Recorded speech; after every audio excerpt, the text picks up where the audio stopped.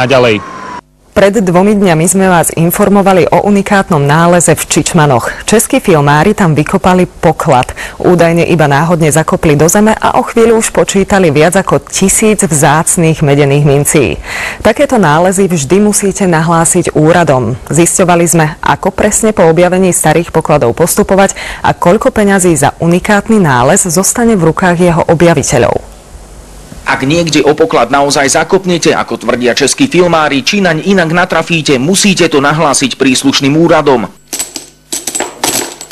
Najlepšie je komunikovať s príslušným pamiatkovým úradom, to znamená, treba kontaktovať pamiatkový úrad, povedať mu, o čo ide, prípadne napísať krátky mail alebo poslať fotografiu.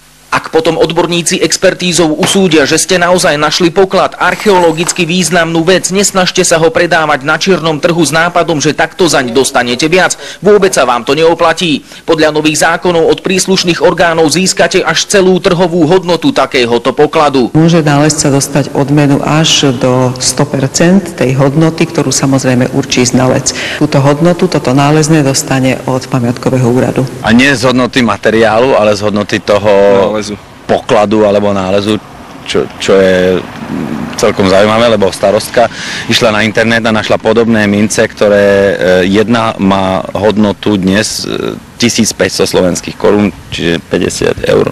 Sami však poklad z vlastnej iniciatívy nehľadajte, to by sa vám oplatiť nemuselo. Za takýto čin môže dostať jednotlivec alebo skupina ľudí až 2 roky trestu odňatia slobody. Pre televíziu Joj William Šuška a Roman Gaduš. Mobil